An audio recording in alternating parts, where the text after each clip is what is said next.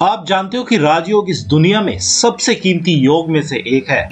जिसमें कोई इंसान अपने मन को पूरी तरह से शांत तो करना सीखता ही है, साथ ही वह अपने माइंड का यूज अपने अकॉर्डिंग करना भी सीखता है और साथ ही उसको अपने मन की लगभग सारी चालाकियों और धोखेबाजियों का भी पता बड़ी ही आसानी से चल जाता है। और रही बात इस योग को राजयोग कहने की, तो इसका भी सीधा ही मतलब होता है कि जो इंसान अपने ऊपर काबू पा लेता है, मतलब अपने मन पर, अपने शरीर पर काबू पा लेता है, वह बिल्कुल वैसा ही हो जाता है जैसा किसी एक राजा को होना चाहिए। क्योंकि अच्छा राजा वही होता है जो अपने मन को वश में रखना अच्छे से जानता है, भले ही उसके सामने कितना ही प्रलोभन या विपत्ति क्यों ना हो।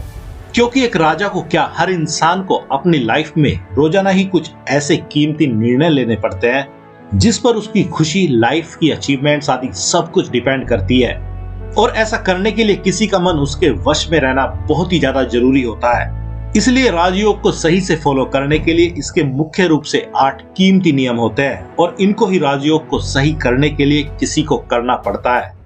जिसमें से अगर राजयोग के सबसे पहले नियम को लिया जाए तो इसको यम का नाम दिया गया है, जो कि हर इंसान को अपने वातावरण के प्रति सही और पॉजिटिव एटीट्यूड रखने की ओर जोर देता है। जिसका मतलब साफ ही है कि आपके वातावरण में चाहे कुछ भी हो रहा हो और चाहे वह कितना भी निगेटिव क्यों ना कुछ घटित हो रहा हो या भले ही पॉजिटिव क्यों ना हो रहा हो, फिर भी आपको अपने वातावरण के साथ बह जाने की जरूरत नहीं है, क्योंकि मन खुशी और गम दोनों में ही बह जाता है। इसलिए आपको ना तो किसी तरह की वायलेंस करने की जरूरत है और ना ही किसी तरह की वायलेंस को देखने की जरूरत है और ना ही किसी सफलता के नशे में चूर हो जाने की जरूरत है। क्योंकि ये सफलता और असफलता अगर किसी इंसान के दिमाग पर हावी हो जाए तो ये दोनों ही इंसान का दिमाग खराब कर देती है। और ना ही किसी इंसान को किसी की कोई चीज चुराने की जरूरत है और साथ ही आपको पूरी तरह से ब्रह्मचर्य के पालन करने की भी जरूरत है। क्योंकि बिना ब्रह्मचर्य का पालन किए आप अपने बाहरी वातावरण को शायद ही वैसा समझ पाओगे जैसा कि वो हकीकत में होता है। क्योंकि बाहरी वातावरण तो सभी के लिए बिल्कुल एक जैसा ही होता है, फिर भी कुछ लोग इस बाहरी वातावरण को ही दोष देते रह जाते हैं, जबकि कुछ लोग इसी बाहरी वातावरण का अपने फायदे के लिए प्रयोग कर जाते हैं और अपने कामों में सफलता पा जाते हैं। लेकिन वे कौन लोग हैं जो इस वातावरण का प्रयोग अपने फायदे के लिए कर जाते हैं? तो उसी को राजयोग के दूसरे सूत्र में बड़ी आसानी से समझा जा सकता है। इसलिए अब अगर राजयोग के दूसरे सूत्र की बात करें तो इसको नियम का नाम दिया गया है, जिसमें इंसान को अपने प्रति बिल्कुल सही और पॉजिटिव एटीट्यूड को रखने की सलाह दी जाती है। और अपने प्रति सही एटीट्यूड आपका तब तक नहीं बन सकता है जब तक आप अपने बारे में सही से ना जानते हो कि आपकी क्या खासियतें हैं और क्या कमजोरियां हैं, जिसको जानने के लिए आपको अपने मन को सही से समझना होता है। जिसके लिए आपको सबसे पहले तो अपने बारे में ही जानना होगा कि कब आपका माइंड आपको किस तरह से प्रलोभन या मुसीबतें देता है। और फिर जैसे जैसे आप अपने मन को समझते जाते हैं वैसे वैसे ही आप अपने माइंड और शरीर पर पूरी तरह से कंट्रोल करना सीखने लगते हो। और जब कोई अपनी कमजोरी और खासियतों को सही से समझने लगता है तो उसके अंदर एक तरह की संतोष की भावना खुद पे खुद ही आने लगती है, जिसके साथ ही किसी की ईगो भी कमजोर पड़ने लगती है और वह अपने आप को गॉड के प्रति सरेंडर करना सीख लेता है। लेकिन यहाँ पर गॉड को सरेंडर करने का मतलब यह बिल्कुल भी नहीं है कि आप सब कुछ भगवान के भरोसे ही छोड़ दें,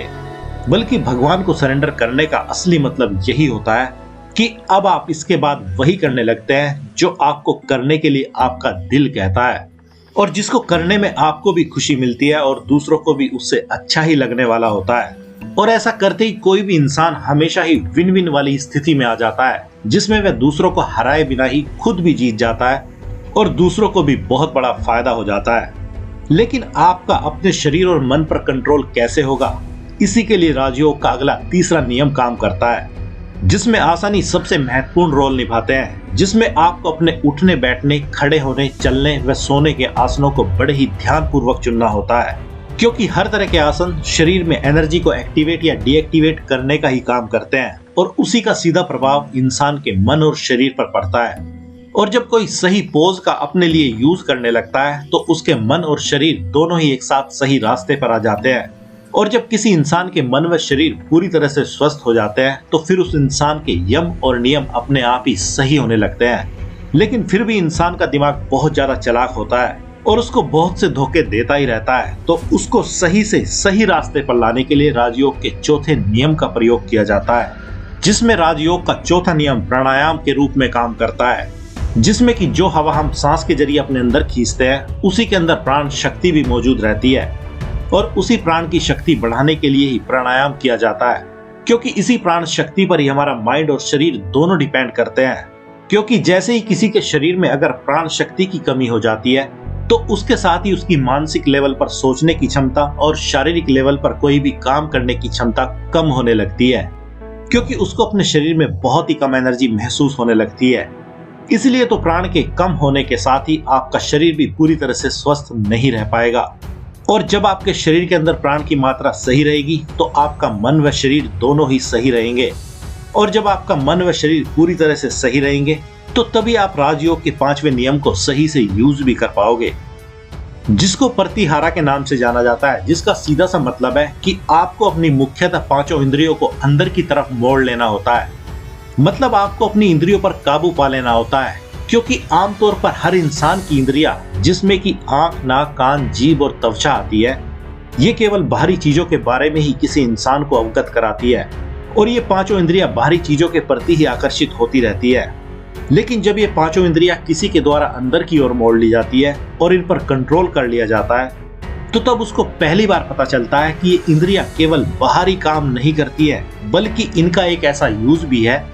जो आपको किसी भी काम में सफल बना सकता है, जिसको मुख्य रूप से किसी भी नई चीज को पहली बार मूर्त रूप देने के लिए यूज किया जाता है। जिसको अगर सिंपल भाषा में समझा जाए तो जब किसी का अपनी इंद्रियों पर पूरी तरह से कंट्रोल हो जाता है तो तब यह प्रकृति उसको एक खास तरह की पावर देती है, जिसकी वजह से वह कुछ भी नया पहले अपनी कल्पना में और फिर अगर वह चाहे तो इस 3D वर्ल्ड में भी साकार कर सकता है,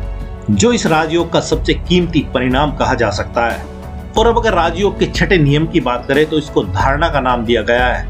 जिसमें आपको अपने दिमाग को किसी भी चीज पर पूरी तरह से फोकस करने के लिए ट्रेन करना होता है।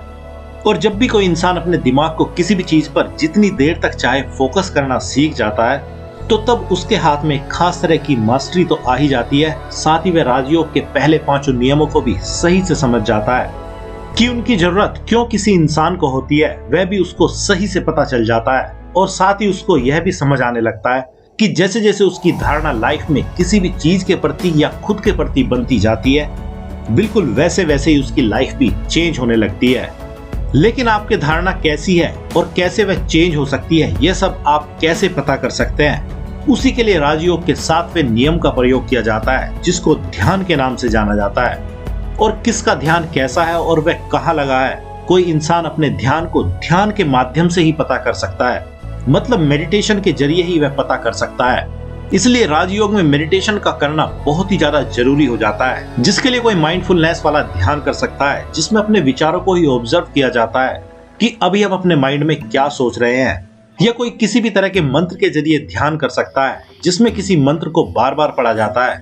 जिसकी वाइब्रेशंस आदि के कारण ही इंसान का मन पूरी तरह से शांत होने लगता है।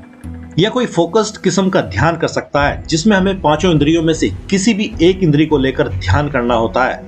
जैसे आंखों को लेकर त्राटक किया जाता है, जिसमें हमारी आंखें किसी चीज पर पूरी तरह से फोकस्ड होती है। या कोई अपने कानों के माध्यम से भी ध्यान कर सकता है, जिसमें कोई चाहे तो किसी भी तरह की आवाज, म्यूजिक आदि पर अपना पूरा ध्यान लगा सकता है, जिसमें उसके कान ही पूरी तरह से एक्टिव रहते हैं, बाकी की इंद्रियां गौण हो जाती है।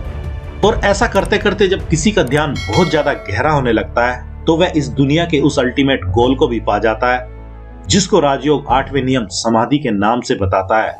क्योंकि जब कोई इंसान अपने ध्यान के जरिए अपनी धारणाओं को सही कर लेता है और अपने मन की सारी चालाकियों को पूरी तरह से समझ जाता है और उसके मन व शरीर के सारे दोष भी दूर हो जाते हैं, तो उसके बाद इंसान को समाधि की उपलब्धि हो जाती है, जिसमें किसी इंसान का संबंध जीते जी उस डिवाइन से हो जाता है, जिसको आप प्रकृति या गॉड कह सकते हैं। इसलिए अब अगर इन सब बातों को समराइज किया जाए तो राजयोग के ये 8 नियम केवल आज के टाइम में ही नहीं बल्कि बहुत पुराने टाइम से मौजूद है, जिनको विभिन्न रूपों में अलग अलग वर्ग के लोगों को अलग अलग मकसद से सिखाया जाता था।